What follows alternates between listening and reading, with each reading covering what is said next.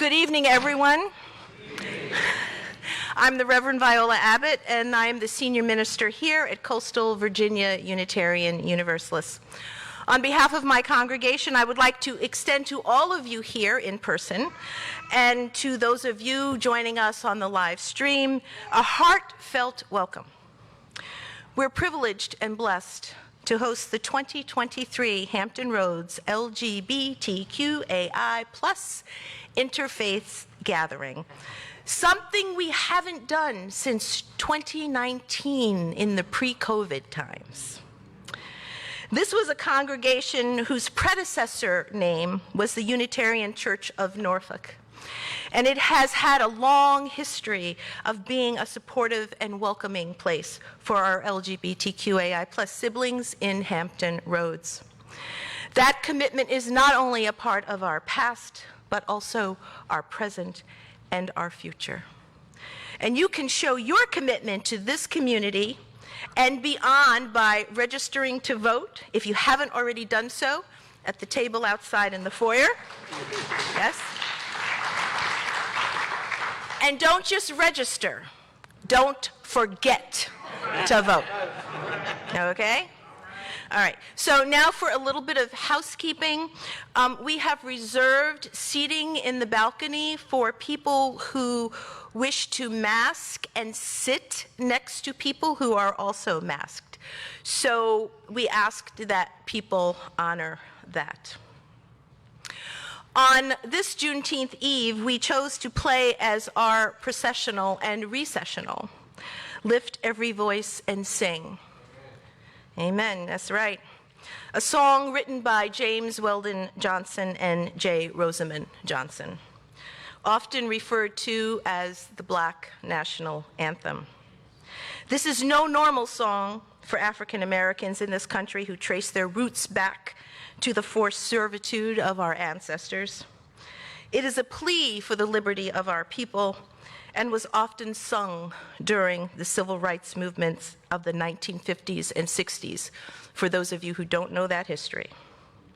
For us tonight, may it serve as a reminder that until all of us are free, none of us are free.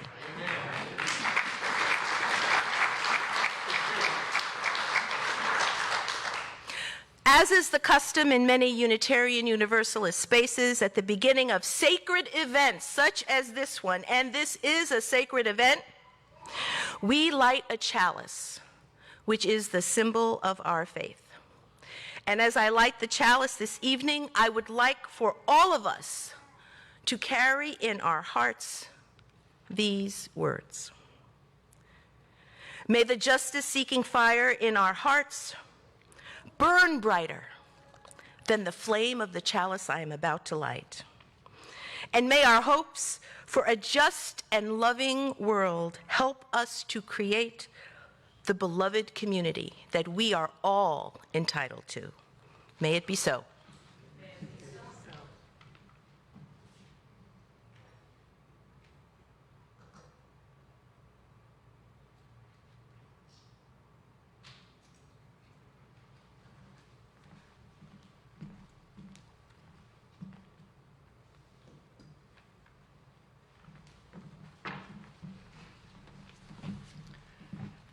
Thank you, Reverend Viola, for welcoming us into this space today.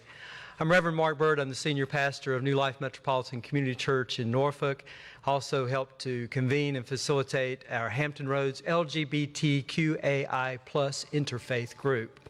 This, I believe, is the 11th such annual gathering that we've had. So it is certainly great always for us to come together as community, especially with everything else. And through the years, the number of faith groups, and we truly are interfaith. And all we require to be part of the Hampton Roads LGBTQAI elemental P alphabet, we'll talk about that some later, is to be part of our community or an ally to our community and to be a person of faith. And we know that sometimes coming out in whoever we are, however we self-identify, however we self-express, is certainly a journey and a challenge for all of us, but to come out as a person of faith in that is sometimes like a second coming out. And so it is so important for us, especially in these times when so many voices counter to love and justice and equity and equality are stirring up other peoples of faith and using faith as a weapon against us. And I want to thank everyone this past week. For the first time, we had felt the need to have a joint faith leader press conference, and hopefully maybe you saw some of that, and we're very thankful for the coverage from the TV networks and the media, because we felt like it was important to raise our voices together, our concerns about the rising violence across our communities nationwide and other places across the world, and even here at home. We know that the Virginia Beach School Board just this past week defeated a move to try to restrict library kinds of things, and they also passed a motion that would, and a policy to protect LGBT students. It's worth noting, however, let's applaud that.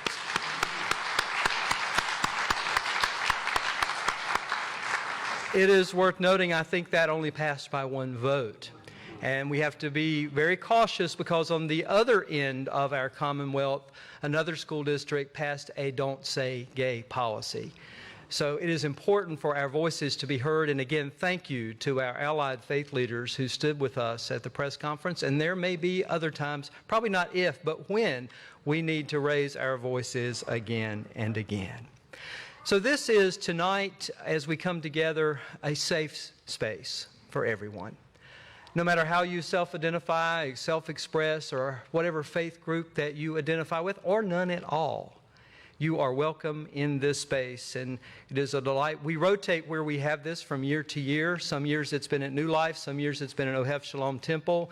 We even go back to the days of the Hague and the Unitarian Church when there was no air conditioning in August. Oh my goodness. So this is quite a step up from there to be here together. We know that as we move forward, and let me just give you a brief snapshot of what we're going to experience together tonight. And as we began to plan where we wanted to go with this gathering, we came together, and I think we have a slide on the screen of all the different faith groups that were supporting and participating this year. Let me just stop just a moment, though, and say if your name is not up here, if there's a faith group not represented up here and on what's listed, speak out and tell us who you are. We'd be delighted to recognize you tonight as well. Do we have any other faith groups other than the ones listed here who are represented? All right. As we begin to talk about the focus for what we wanted to do tonight, it seemed like, and I don't know how you feel, but we all began to feel that the tension was just rising. We heard all of the different legislatives, and sometimes harm can come in different ways. Hate can come in different ways. Sometimes it's literal. Sometimes it's rhetorical. Sometimes it is legislative. And so we know and recognize that we all have a lot of different fears. And in the middle of that, sometimes those fears can paralyze us. And we've been there, goodness, through the years we have been through from the time that we had this the Tuesday after Pulse. And those of you who were here during that time remember just how that felt at that time. But this year it even feels, I won't say more intense, but it's different and more widespread across the board. And so tonight, as we usually do, there will be a memorial piece that will mention Pulse and Club Q and other places that we may have even overlooked and forgotten have happened right here in the Commonwealth. As part of what we'll be doing following that, we'll be talking about our fears, and you'll be invited to think about what your fears are. And so we don't lose sight of the hope. You'll be invited to think about what your hopes are. Now look around this room. We've got some of us that are older generation, not me, but of course, but we have folks who are of a younger generation. We're all going to have different hopes and fears, and it is so important that we realize that. And I'll talk more about that a little bit later on as we have other folks who are going to address that. We also want to especially recognize our transgender, our gender non-binary, gender fluid, gender queer individuals who have been targeted, and also our drag community. We're going to honor you in a special way this evening. And hopefully when we get to the end, as we talk about the importance of being an ally in our own communities, but also reaching across all the different types of relationships that we have. That we will find something inside of us that says, you know, as hard as it is to face tomorrow, we are called for this time, and we must be together. Reverend Eileen, you're going to lead our memorial piece. If you will come and share with us at this time as we move to the memorial section of our program this evening. Thank you, Mark. Good evening. My name is Eileen Walsh, and I am the rector of St. Christopher's Episcopal Church in Portsmouth. And I would like to ask Tracy and Roger to bring up the wreaths.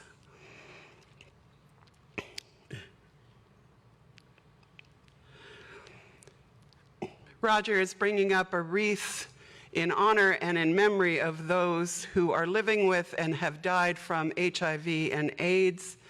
And Tracy is bringing up a wreath to remember those in the trans, genderqueer, and gender non-binary community who have been targeted and killed for who they are.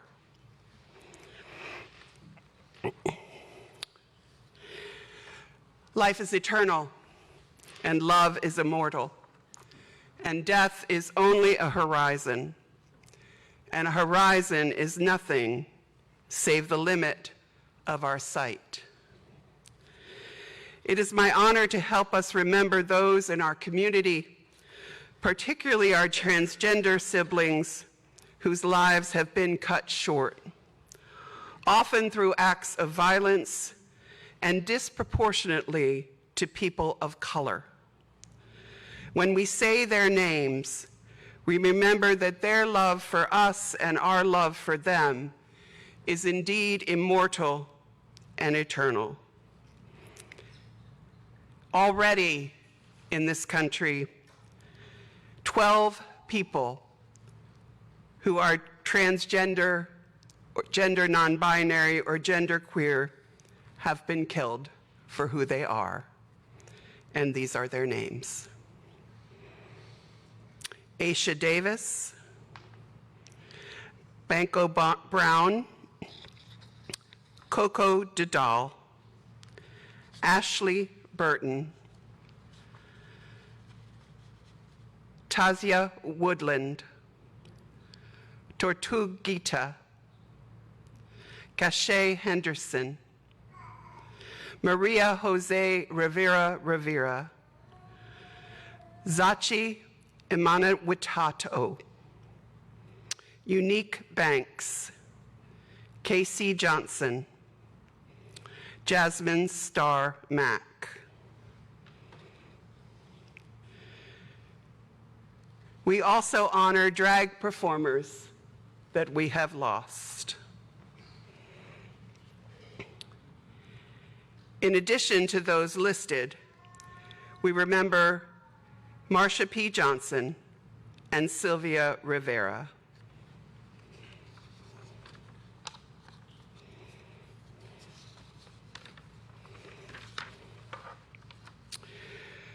We remember the lives lost at Club Q.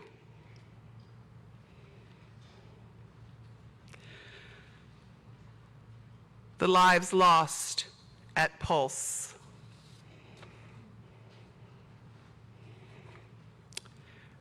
Lives lost at the Backstreet Cafe. And at the Upstairs Lounge fire.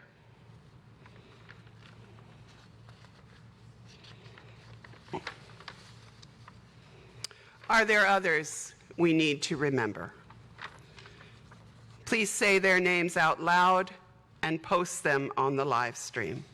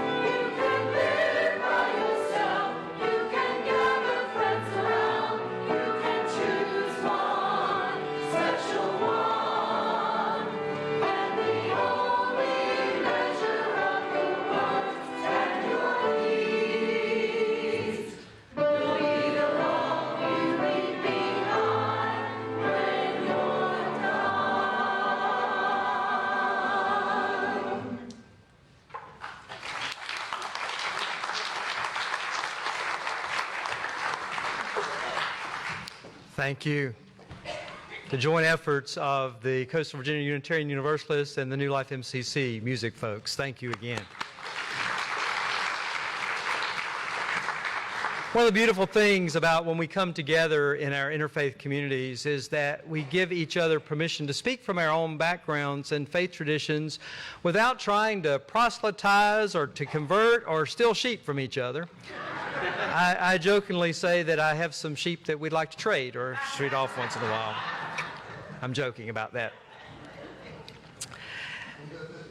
So, Alberto, my husband, hates it when I tell this story, but I think it fits the context of what we are going to do as we think about our theme, Love in Action Beyond Our Fears. A few years back, we were down at the oceanfront, and one of these street preacher types, not my type, shoved a pamphlet in my hand and said, "Do you love Jesus?" And I smiled and I just held on to the hand and the pamphlet and I said, "Oh, thank you for asking. Isn't God's love wonderful? I'm an openly gay Christian pastor." And he's pulling back and I just hold on to his hand. Back and forth for a little bit. I said, "I know God's love is just wonderful." And Alberto says, "Why do you do that?" I said, "Because he's going to lie awake tonight and wonder if it's contagious."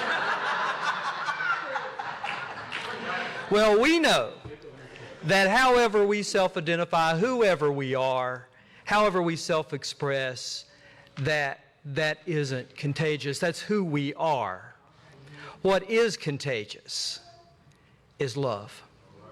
What is contagious, and this is the flip side of that, unfortunately, is also hate.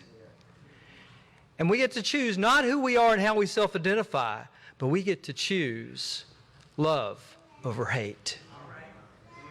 So tonight, as we talk about our fears, and hopefully not be paralyzed by those, as we talk about our hopes,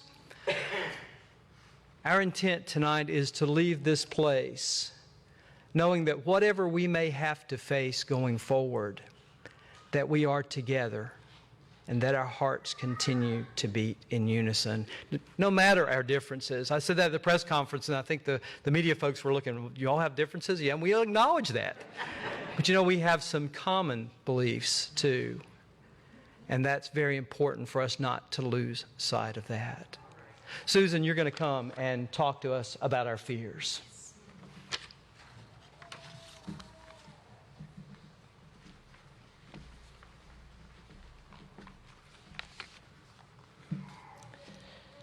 My name is Susan Peterson, and I'm one of the lay folk at St. Andrew's Episcopal Church in Norfolk, and I'm also one of the co-facilitators. Mark and I have been doing this for 11 years. And I look around the room, and I see a lot of different faces, different colors of faces, different colors of hair. You know, some of us are short, some of us are tall. Some of us are old. Some of us are young. And we have a wonderful, joyous baby, and thank you. We're happy to have her here. No worries. We love our children. They're the future. And one of the things about it is everybody in this room has a fear. At least one. Maybe more. With just a little show of hands, how many have ever been afraid of the dark? Still am. My biggest fear is falling. Every time I fall, I get hurt. I don't want to fall. And it will send me into apoplexy if I feel like I'm going to fall. But a lot of the fears that we have these days are whether or not we're going to get shot because of the color of the skin or because of who we love or how others perceive us.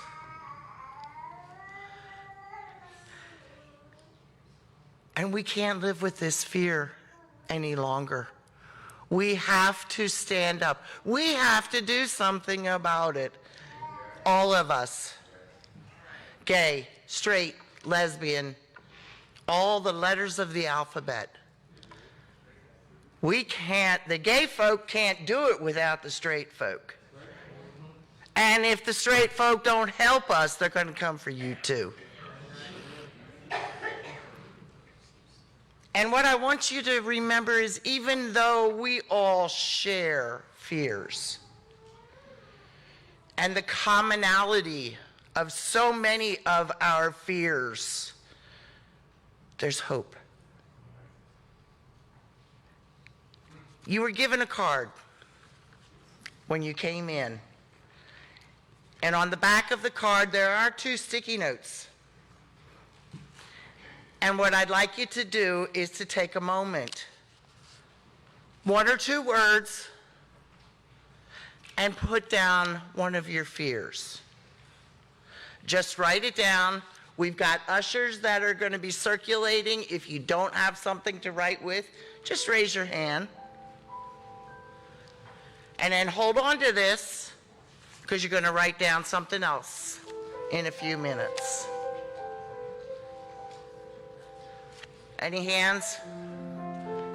We've got one down here in the front. Here.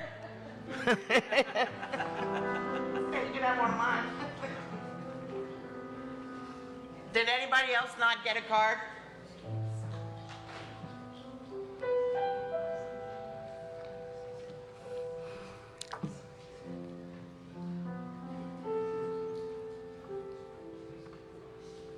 I think somebody went out to get him. Just a moment.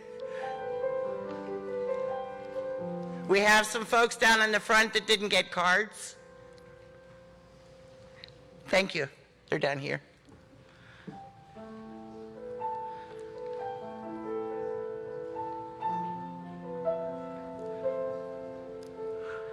Thank you for being here tonight.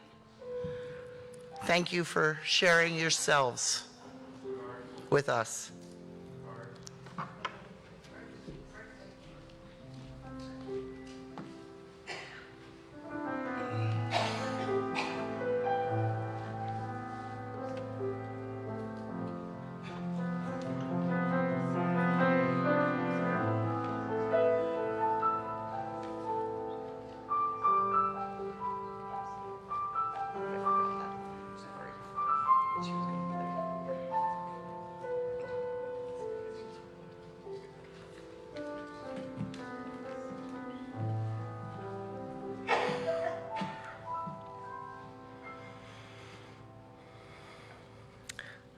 And now we're going to talk a little bit about hope.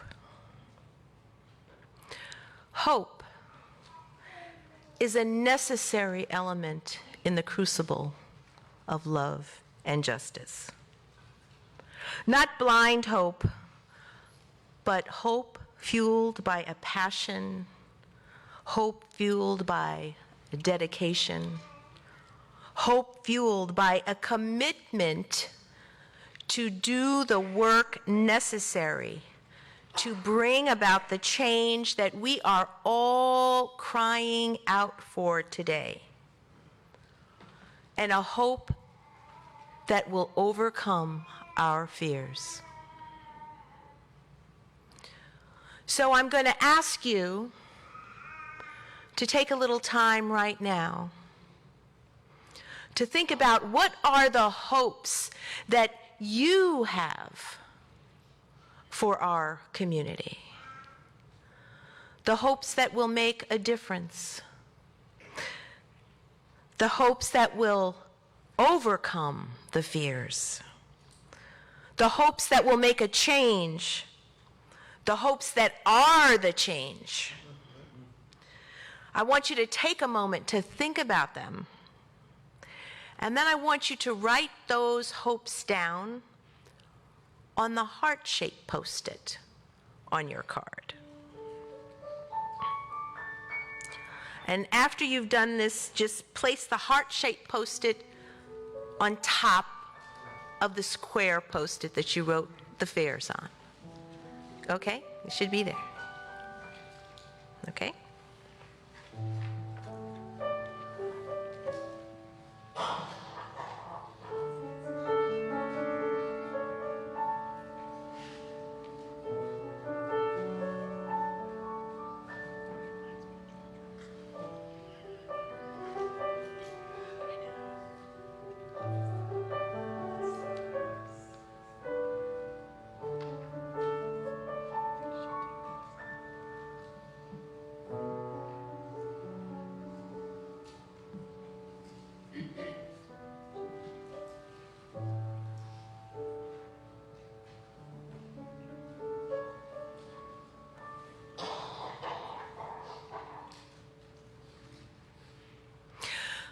And now I would like to invite Joey, Chris, Danny, Leslie, and Ryan, and Derek, if they're here, to come up to one of the two microphones down at the front of the sanctuary here. And I'm going to ask them to share their fears and their hopes with us tonight. And when you're finished sharing, you may be seated. Okay, thank you.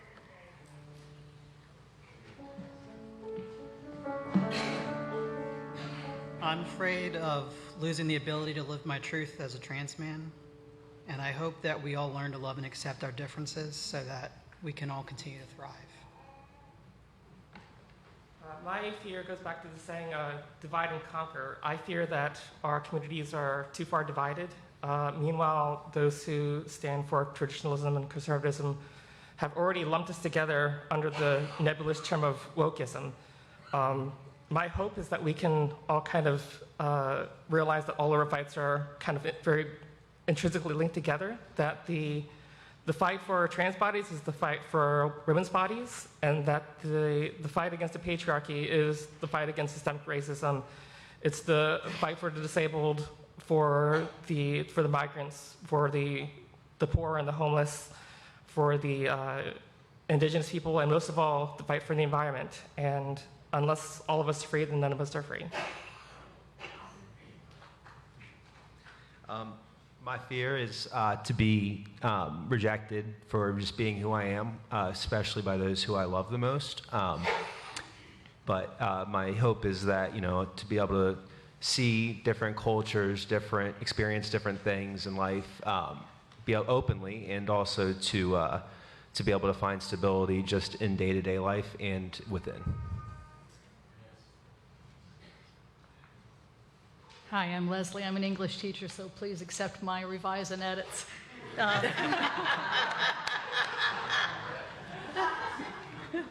No red.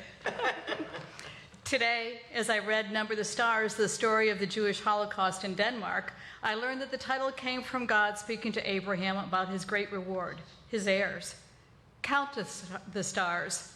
These stars are numbered just as each and every one of us is called by name. The author Lois Lowry also honored Kim Brune, a young resistance leader who wrote, "The dream for you all, young and old, must be to create the ideal of human decency." As I reflect at this gathering, I believe that the gift of a world of human decency for all is possible. But my fear as the mother of a gay son, as a friend, and as an ally is that discrimination and persecution will continue. My son deserves to love his partner. I love my son, but my fear is that my son and many of you will not be honored as gifts from God. But do not fear, persevere, love one another deeply from the heart.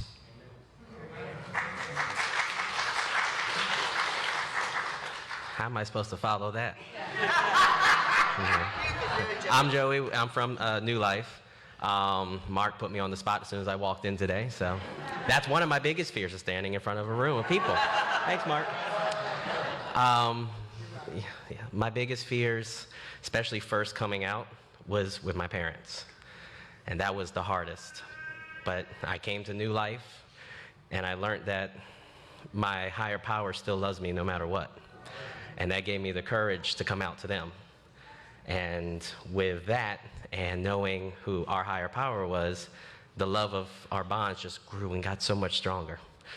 And now my hope is that I just make them proud every single day with that. I just hope that we can live soon in a world again where peace and love is stronger than all the hatred around here.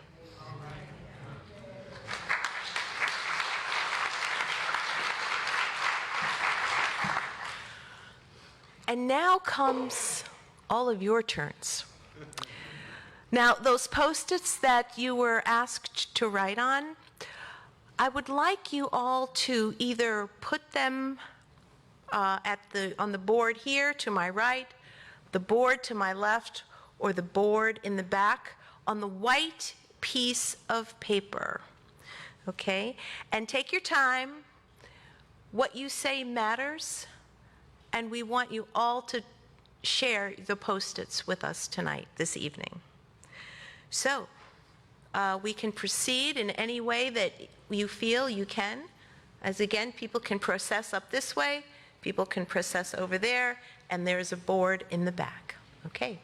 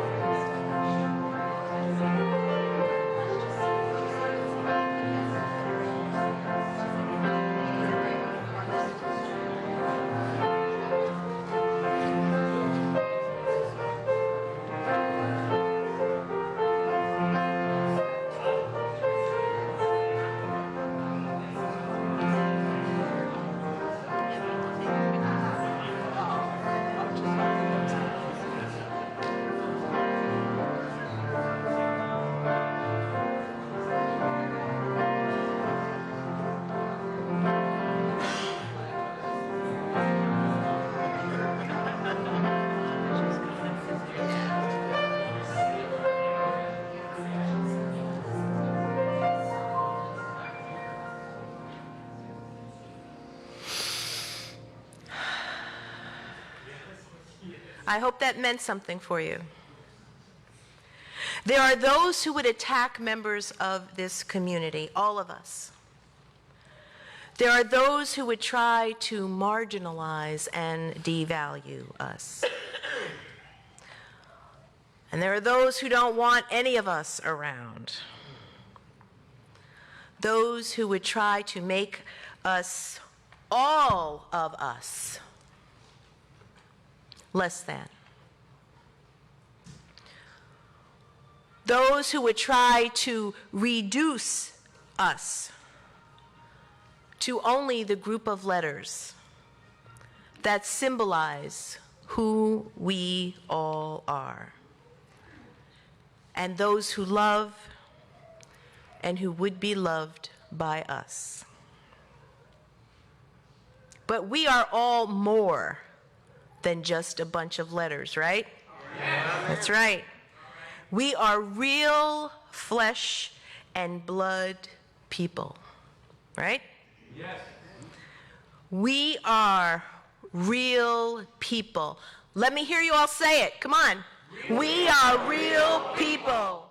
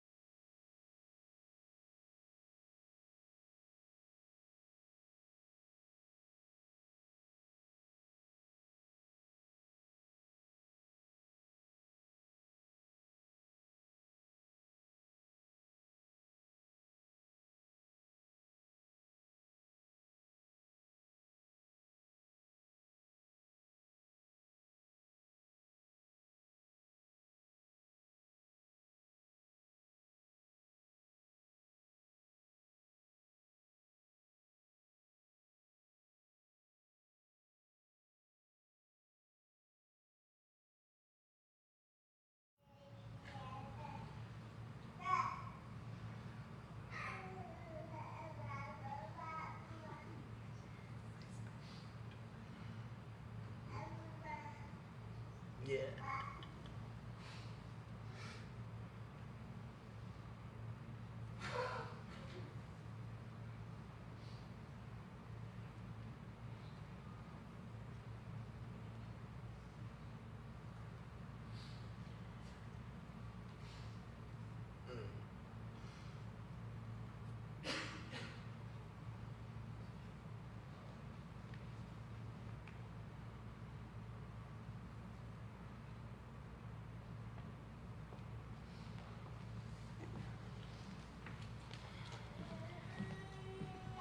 Good evening. I'm Pastor Lori Madison. I'm from Christian Church Uniting in Virginia Beach, and I wanted to give you all a little bit of drag history.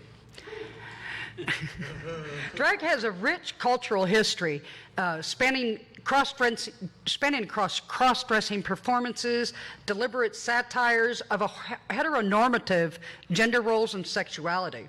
Since ancient Greece tragedies, men have always taken on female roles. In fact, women also have. Cleopatra often dressed like a man to show and grow in power and prestige.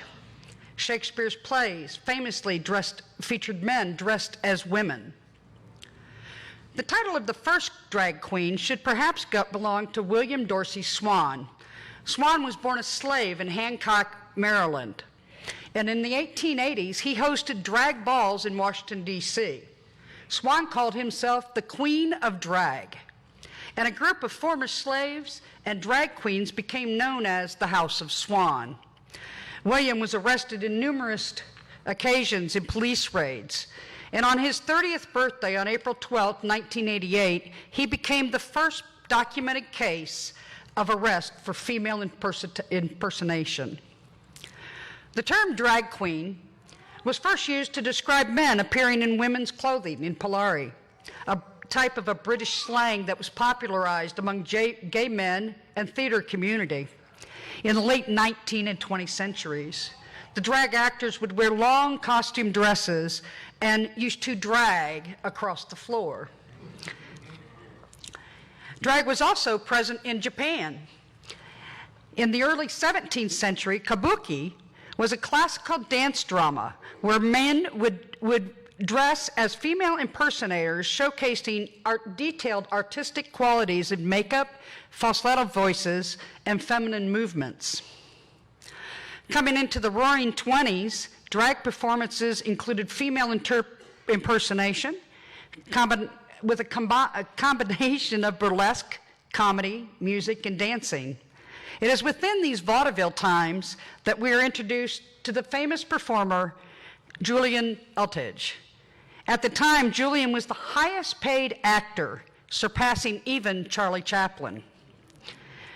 During Prohibition era, drag performances were moved into private clubs that openly allowed the LGBTQAI plus community to be comfortable.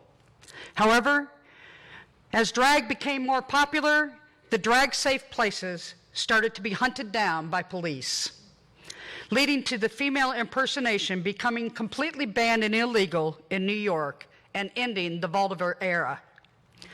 Drag continued to suffer until the 1970s, when popular mentality started evolving. Drag was back in New York, and with some of the biggest drag bowls in history were organized there. Competitions required participants to own the runway in the best drag possible. This was also the birthplace of the drag queen mother. The drag queen mother, and the notion of it, was where talented and promising drag performers would be put in the hands of expert queens who would train them on how to act on stage as well as enhance their appearances. They frequently provided safe havens for young people. As a result, drag mothers became recognized as the leaders of their household and in charge of the complete drag family. Perhaps the most notable drag queen is Marsha P. Johnson, who on her 25th birthday on June 28th, 1969, was present at the Stonewall riots and arrested. This her participation led to the formation of the Gay Liberation Front in 1977. Given drag's strong position in popular culture today, it has developed a strong foothold in the art world as well. RuPaul's Drag Race aired for the first time in 2009. The combination of costume design, skits, and parodies made it essential television for an unexpected wide audience, and has even implemented a whole new set of vocabulary words. Terms like, yes, queen, spill the tea, and throw the shade. Drag is not limited to just gender performances. Drag incorporates societal roles, breaks taboos, and elevates performance art. Its long history and political power assert how relevant it is to the means of expression and creativity. Thank you.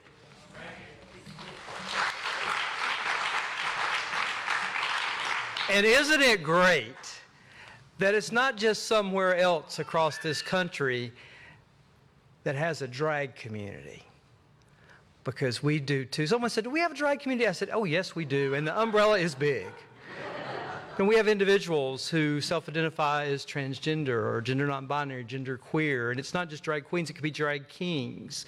There are folks who are cisgendered who are doing it, and drag entertainers are so popular. And so what you're about to experience tonight is something new, but we felt like it was so very important given that our drag communities across the country are being targeted.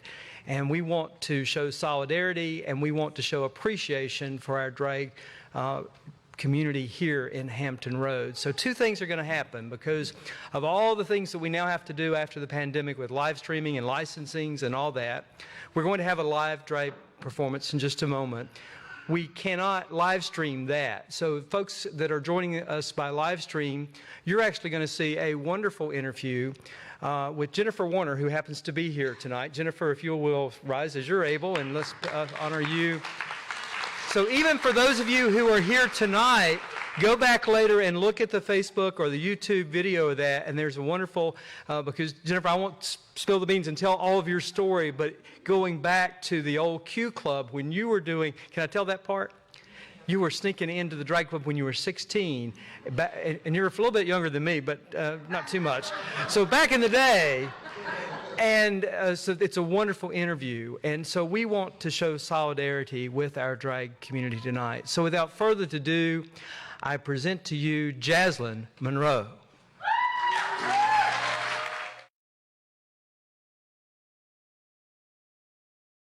I was 16, little country boy from Suffolk who took his brother's ID, knew all the information on it, and went to the college Q Club.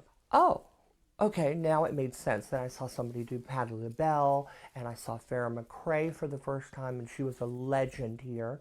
And I thought, I want to do that. And they said, oh, well, Halloween is, a month away, so you should do it then, because that's the only time a gay man can get away with doing it and not be, cursed as a drag queen.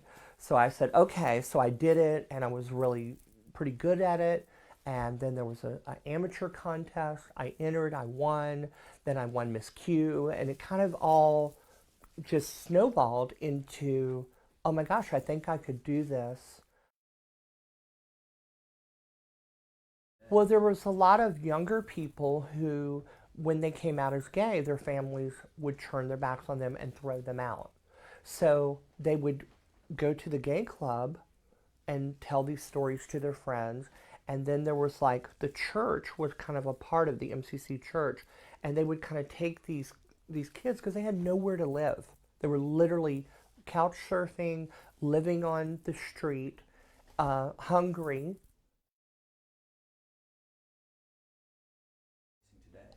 It is history repeating itself, but I see a level of anger towards the gay community, all divisions, LGBTQIA. I feel all of us have a target on our backs.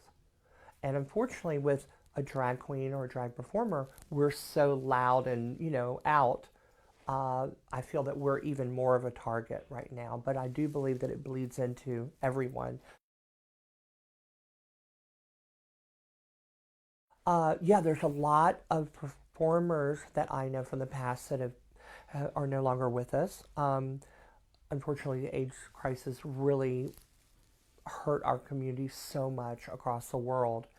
But in this area, there was a wonderful entertainer, and she was impressioned so much on my young youth to be a performer, and her name was Farrah McRae.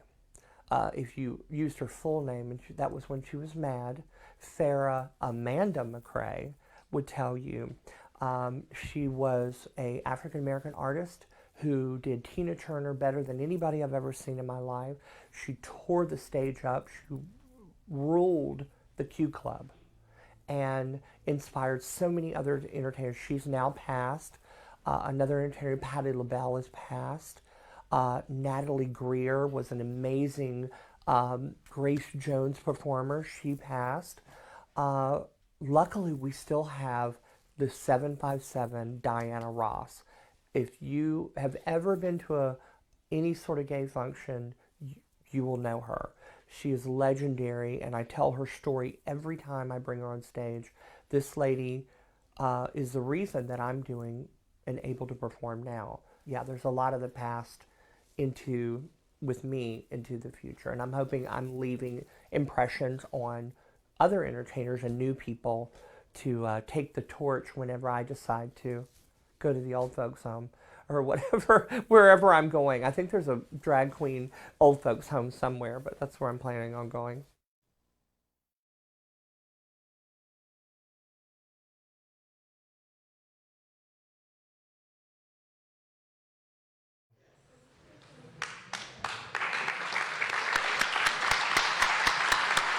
We honor you.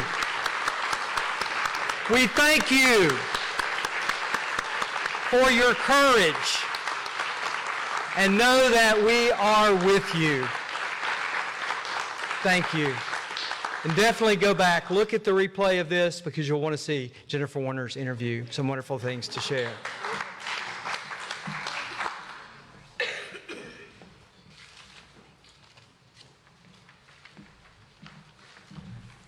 Welcome again. Laurie, you know what?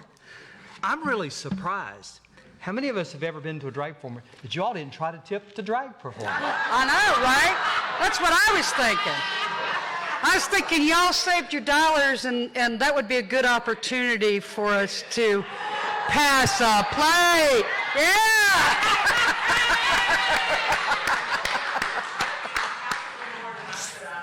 Fantastic.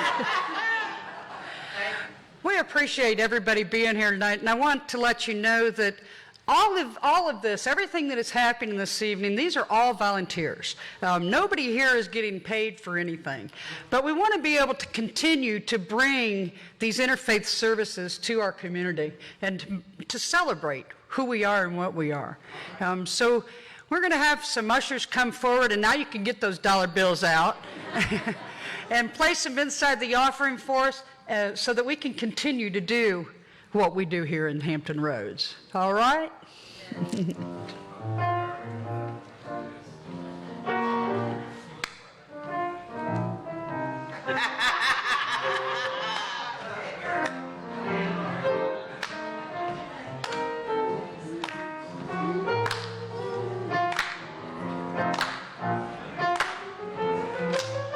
I'm not going to compete with Jack.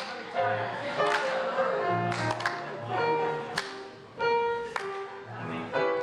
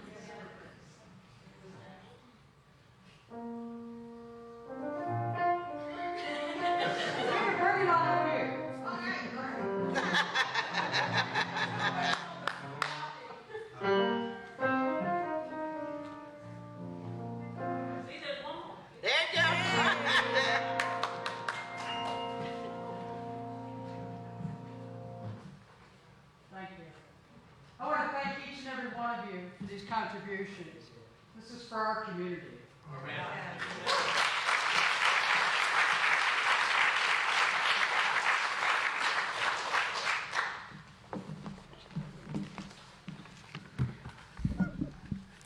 My name is Rabbi Ellen Jaffe-Gill. I'm the rabbi of Tidewater Chavurah based in Virginia Beach, and in the LGBTQIA plus spectrum, I am an A, an ally. I did not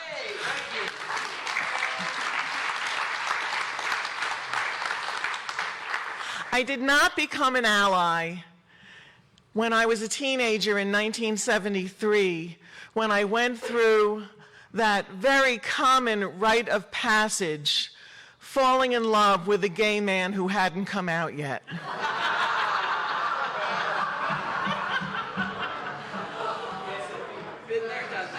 Nor did I become an ally when I repeated that rite of passage in 1975 and 1976.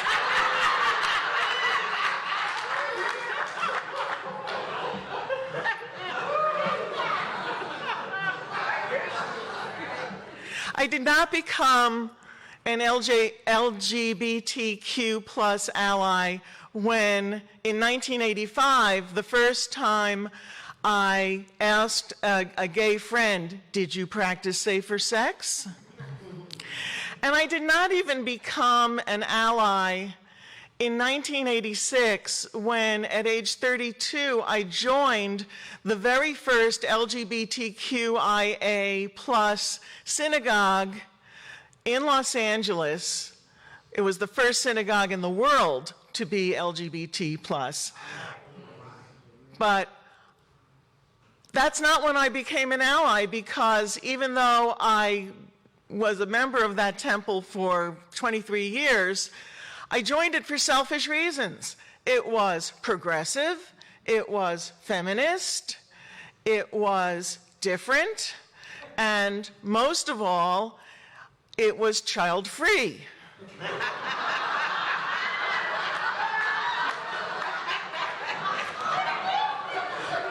I'm still child-free, but the synagogue is not.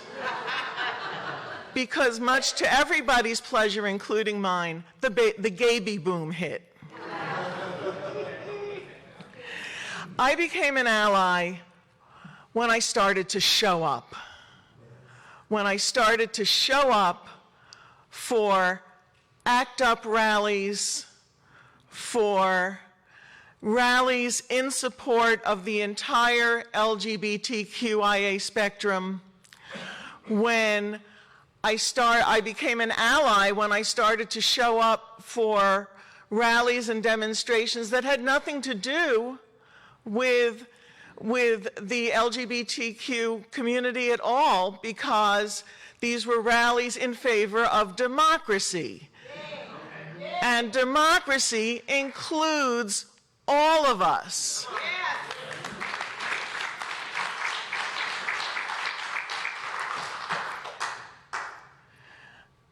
For the past, I don't know how many years, I've equated being an ally with simply showing up, with being where you're needed to be.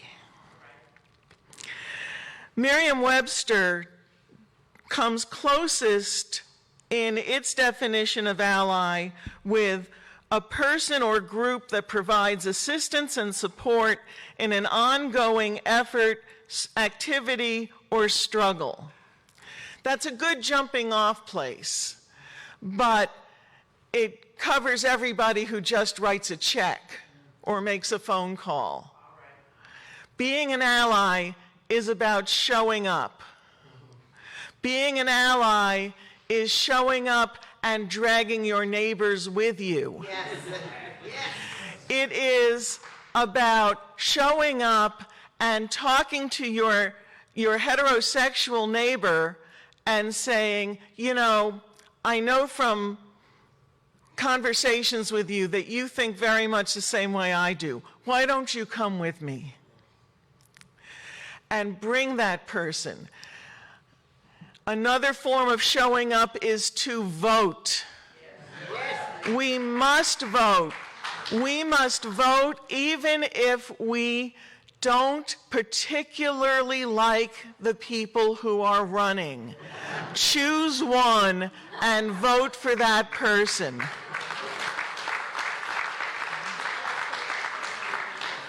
I don't want to hear anybody, anyone, in or outside the LGBTQIA+ community to say, I'd like to vote, but nobody really turns me on. You're not looking for a bed partner.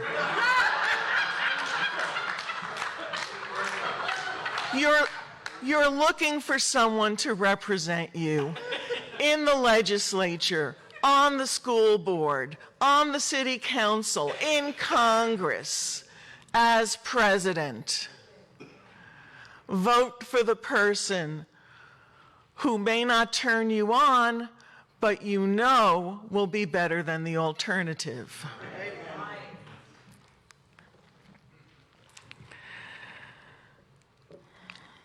I'd like to close with a paraphrase of that fabulous philosopher, Horton the elephant, who said a variation on this. I meant what I said, and I said what I meant. An ally is faithful, 100%. Thank you.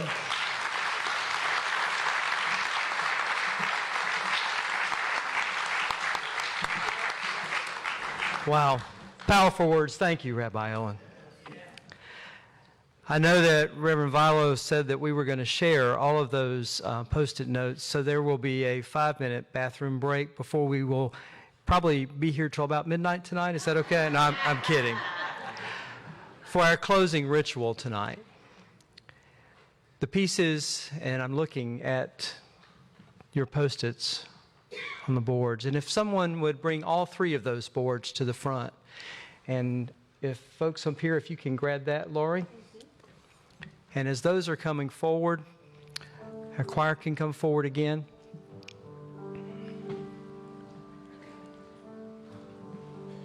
Kathleen, if you will grab the easel beside of you and bring that up. Bring the whole piece of the board. Bring it forward. No, not the easel, just the yes. Just the board.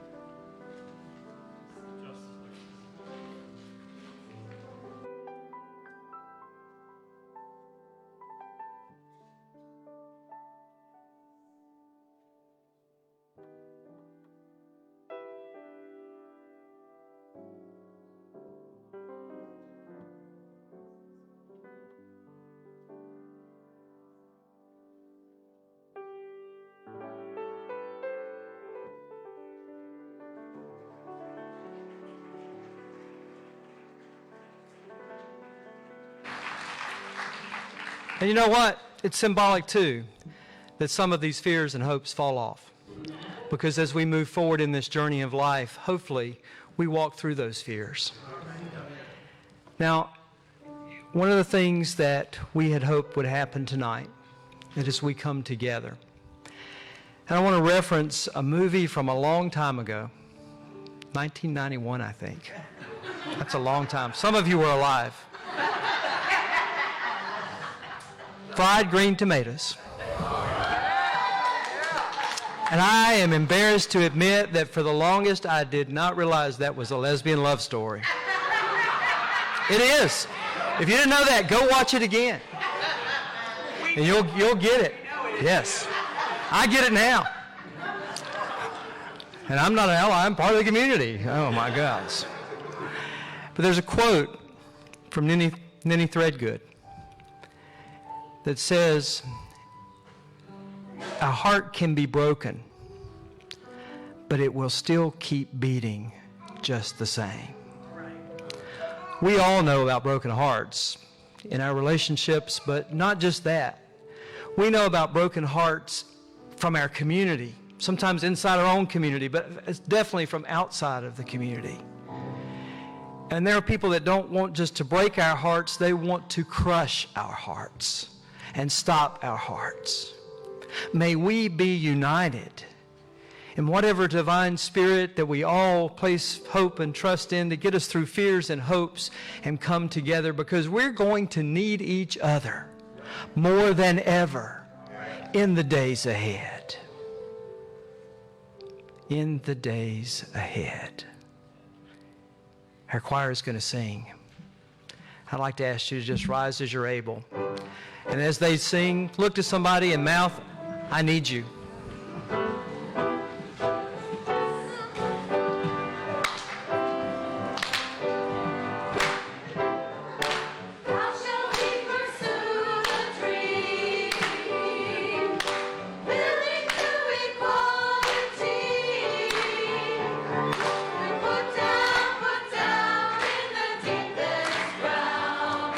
Justice like a base of stone.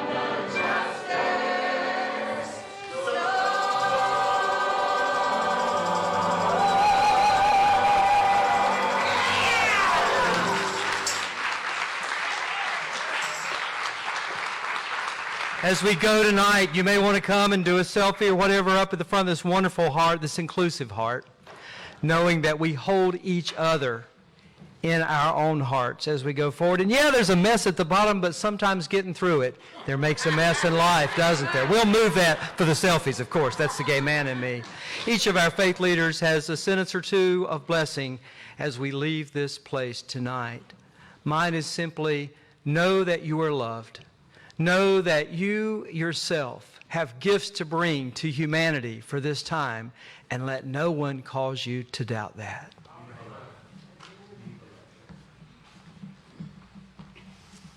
Since I had the honor of doing the memorial part of this evening, I will share my favorite blessing.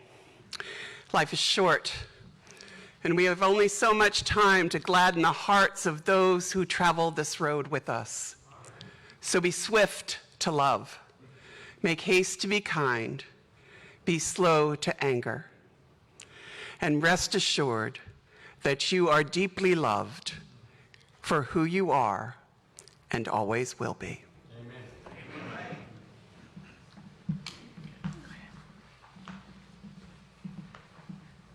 I want to share something today from my faith perspective that I mentioned in my service earlier today, and that every time within the Holy Scriptures that angels appeared, they said, do not be afraid. Amen. Do not live in fear. Our Creator loves you, and I do too. Be blessed.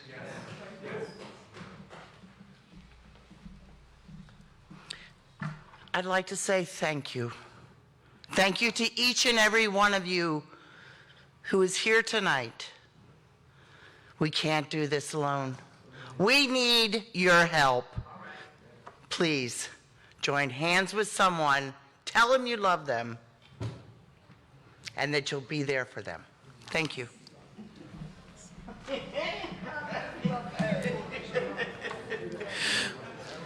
May you always remember that the number of your allies has grown, is growing, and will always continue to grow. Amen.